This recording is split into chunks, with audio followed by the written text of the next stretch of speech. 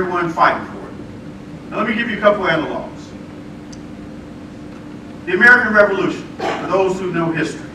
George Washington is the most revered American in our history.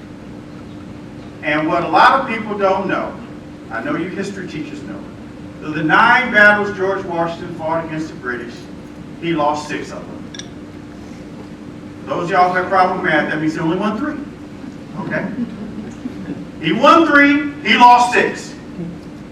Now, this ain't baseball, but that's twice as many battles he lost as he won. But at the end of the day, every time he lost a key battle, every time those musket-carrying, frostbeat feet-having farmers of his had to run and hightail it into the woods, King George would reach out to him asking him to quit. King George said, look, he sent emissaries. You know, I know we've beaten you, but we ain't gonna tax you no more. You know, just lay down your arms. And they kept fighting and kept losing. He said, no, okay, well, I'll tell you what do you want? Do you want to be king over here, George Washington? And they wouldn't lay down their arms. Because those musket-carrying farmers understood they were fighting something bigger than themselves. It was personal. So even though many of them died on the battlefield, more would take their place. And the reason why the British hightailed it out of here is they knew that army would continue to be replenished, and that spirit had been struck, and it couldn't be put out in a battle. It was personal.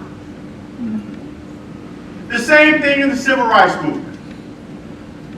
I commit to you Taylor Branch's book, Parting the Waters, where he chronicles the struggle and the battle for civil rights for my folks, many of our folks in the South.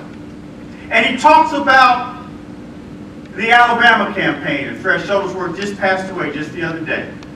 He was the leader of that campaign.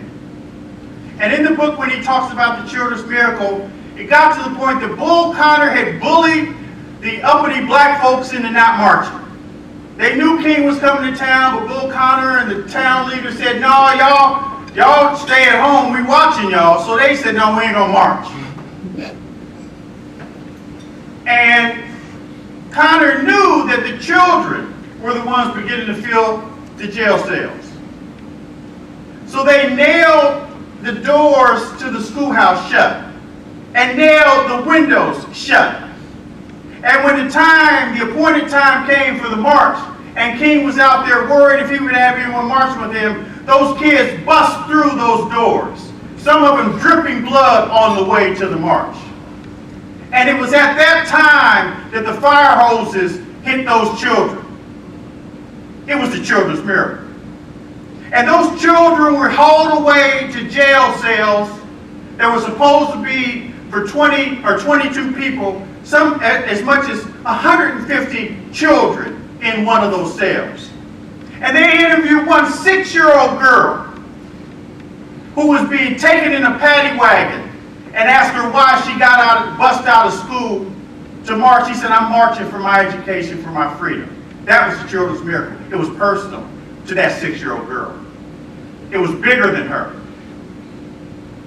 She grabbed hold of something inside of her that said she was going to fight for what she believed she was entitled to. For me, and I'll be honest, something happened. As I was waxing esoterically in lofty legislative chambers, the political flavor of the month in D.C., and Rising Star can weave a word or two, it hit me that there was nothing more important than what we do to our children, not for our children.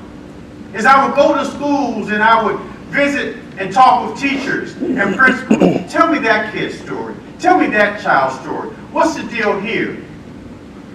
And I had been in office, I was in office for 12 years, so the first year I would go to schools and see that light in the eyes of those kids, and then a couple years later that same kid, yeah, so-and-so was in Miss Jones' class, that light is gone. Don't tell me, well, they come from a certain home. I don't want to hear that. We've got them 8 hours, 10 hours a day. That's no excuse. Yes. If you think that's an excuse, do something else. You shouldn't be a teacher. You can clap for that.